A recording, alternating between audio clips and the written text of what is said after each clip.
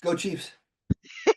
I had a We lot as of athletes of the world have an obligation to shed light in the what we might call the shadows of the American dream and the shadows of humanity. welcome first-time listeners and returners to the Sports Deli, where everyone deserves a seat at the table. And the Sports Deli Podcast is sponsored by my YouTube shop.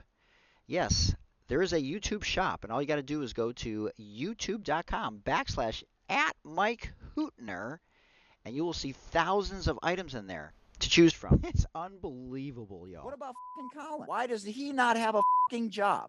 Because he's still being whiteballed. Why is Tom not speaking out about that? He should be his biggest fucking ally. And he hasn't said one fucking thing. A lot of people that have come on this show, I don't know why, they've gotten some good fucking jobs afterwards. Jim Rome in the jungle. It's right here in the Sports Deli, baby. We got some good ass karma right here. Let's fucking go. I love it. Man. I love it. We hope you enjoy today's show, everyone. All right, let's rock and roll. So today's podcast is brought to you by my Amazon shop. Check it out at amazon.com/shop/the Sports Deli. And you can see all the products that I've done videos on, my idea list, and my shoppable photos. I may enjoy today's show. Do we have to refer to him as Mr. Duncan? I'm just wondering. Yeah, please, I'm very formal, Secretary Duncan. There you go. Exactly. Just put a sir on the end of it. Mr. Duncan, sir. Well, Or because, yes, sir. Jay Billis always said that he could never call Coach K Mike, even after all these years, kind of thing. You know what I mean? Mike's a different level. I'm not. So it's all good. All right, here we go. All right, let's rock and roll. Hello, everyone. Welcome to this special edition of the Sports Deli Podcast. Now, today we're going to talk about a couple of things. One, the increased prevalence of women's knee injuries, and some of the things that I thought about back in the day that I wish I would have stuck to my guns when it came to how I was organizing practices, and the negative jab step that has caused all of these Achilles injuries in the NBA in particular, and why I think so many people are getting the reasons as to why these are happening with such a high frequency wrong. So, the first thing that I'm going to talk about, well, shout out to the Howard University Bison. I'm sporting that hat today for those of you just listening and not watching. And I got Magic Johnson's USA basketball jersey on here, and Tyree Nichols' shirt underneath that.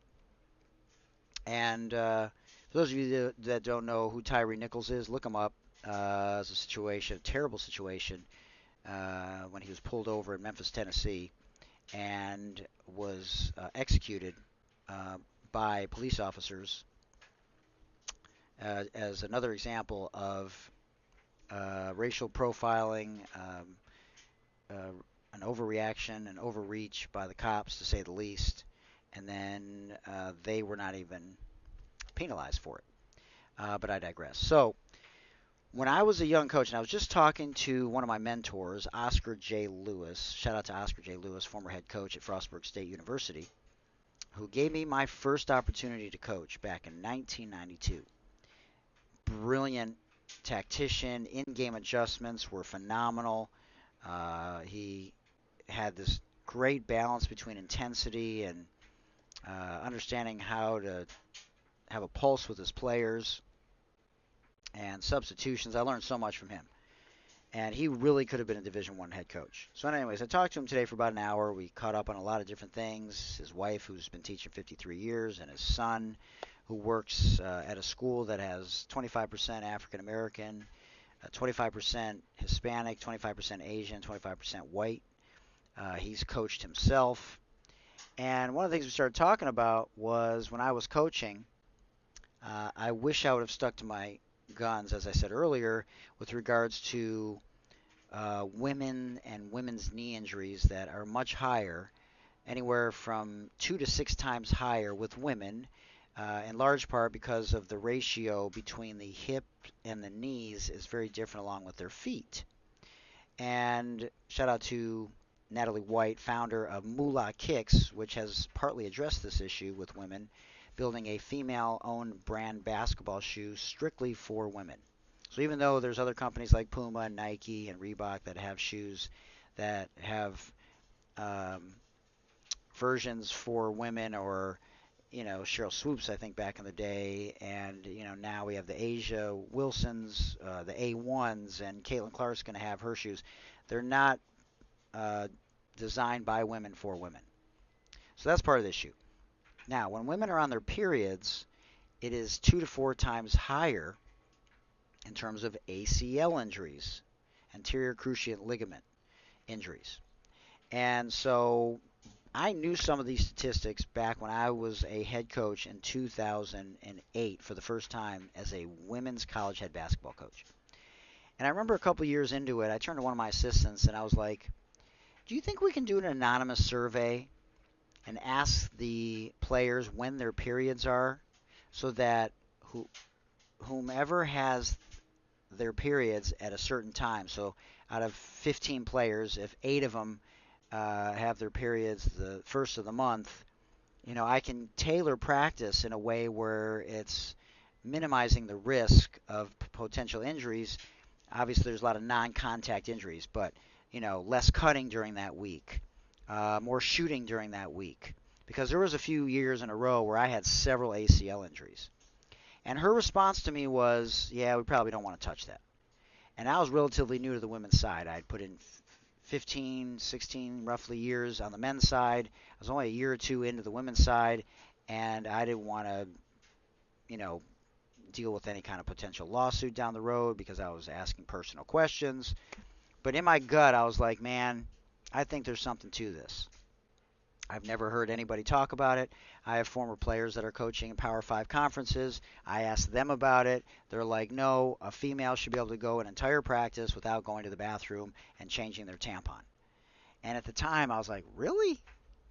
I'm like, there's women with heavier periods.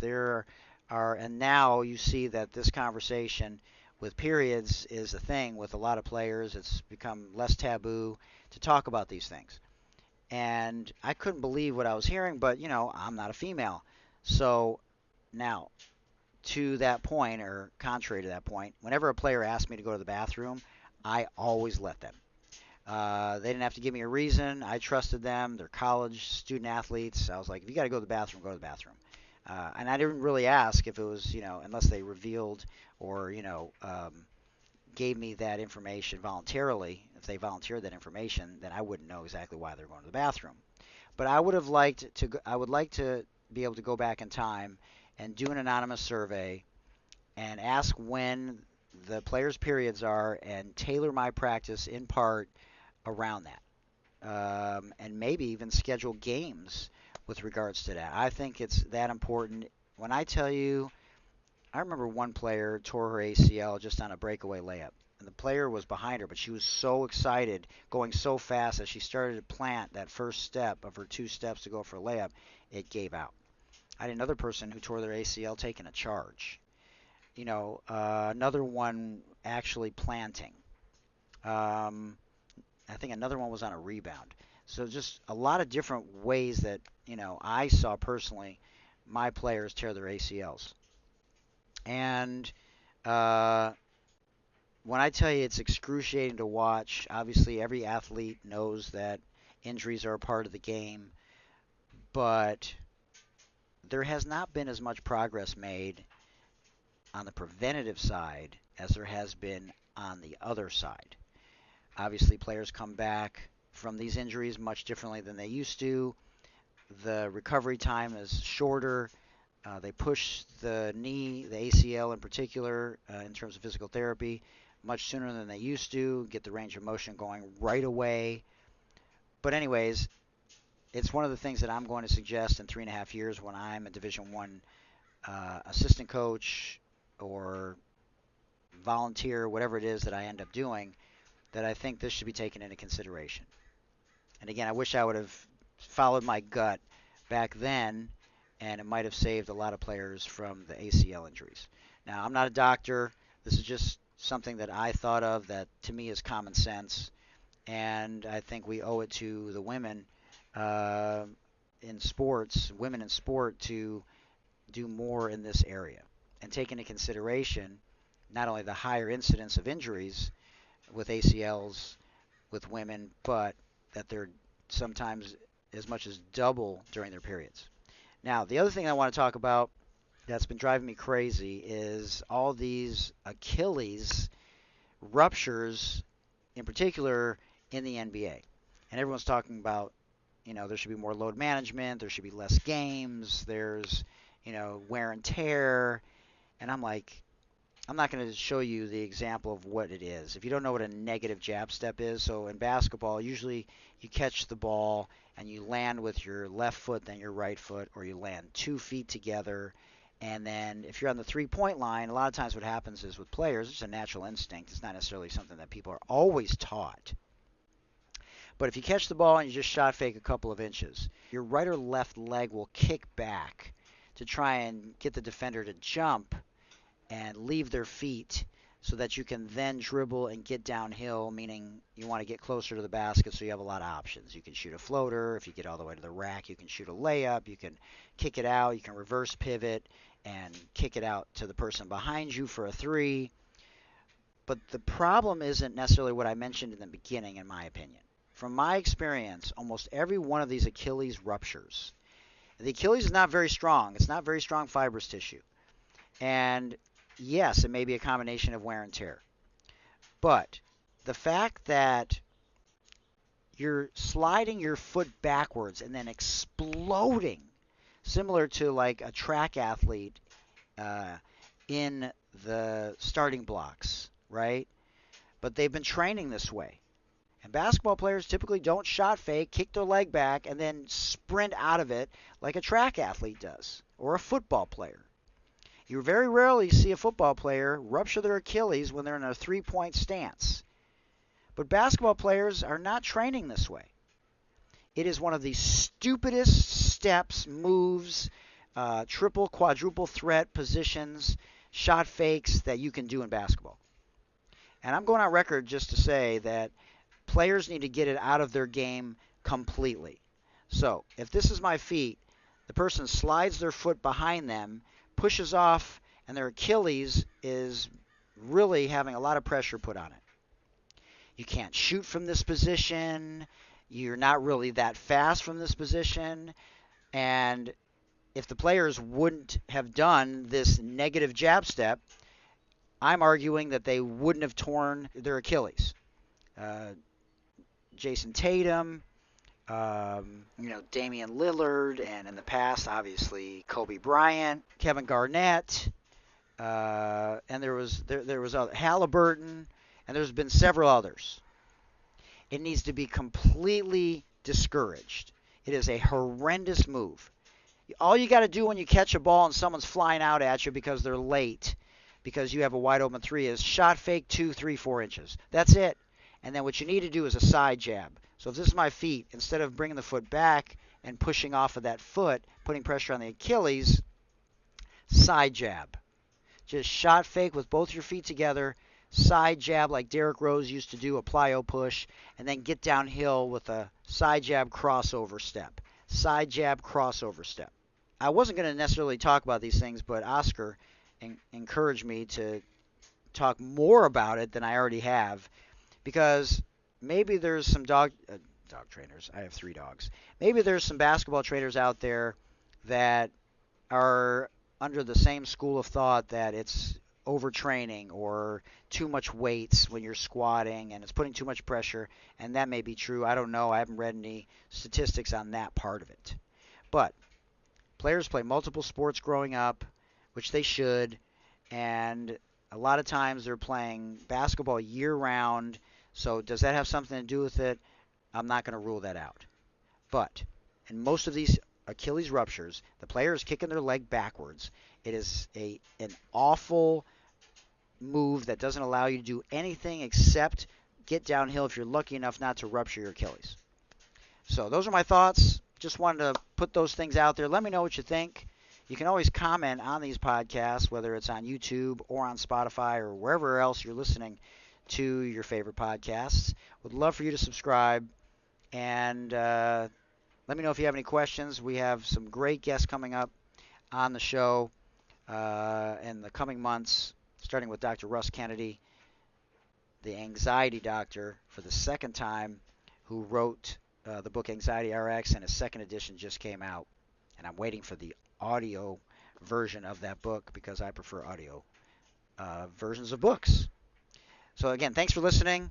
Thanks for watching. I appreciate it. And if you haven't checked out my newest podcast, the Dog Beach Diaries, they're included here under the umbrella of the Sports Deli, as well as all my other podcasts, Life Coaching with Hoot, #GirlDad, FYI, Follow Your Intuition, and Healthy Living with Hoot.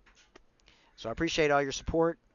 We're in our 6th season, and I look forward to the next episode. Dr. Russ Kennedy, right here in the Sports Deli. Love all your beautiful faces. Remember, the world is a better place with you in it. You can always dial 988, as you'll hear later as well, if you're having a hard day, and there will be somebody there 24/7, 365 to help you out. And I'll see you in the next episode. Much love, everyone. Peace. Thanks again for joining us today, everyone. Feel free to send me an email to thesportsdeli@gmail.com. Also, check out my link tree. It's /Mike Hootner. Also like to thank a few people. 40 Tons Brand is a socially conscious cannabis brand, and they're doing amazing things. Check them out. We'd also like to thank Moolah Kicks, the first ever female brand basketball shoe in the history of the world. We'd also like to encourage you, if you're having a hard day, and if you're feeling like you just don't want to live anymore, all you have to do is dial 988 from any phone, and there will be someone there 24/7, 365. So don't feel like you have to fight this battle alone. Don't forget to do your self-breast and self-testicular exams every month. It's really important, as early detection is the key. Remember, Black Lives Matter. Reach out to your local and state politicians for any individual or group that you feel are being marginalized. Stop the bullying. Stop the Asian hate. Let's end gun violence with common sense laws. Let's be allies for the LGBTQIA+ community. And I challenge those of you in the white space to be anti-racist, to be bridges and vessels, to help bridge the gaps between black and white America. And remember, until next time, it takes a village, everyone. Much love.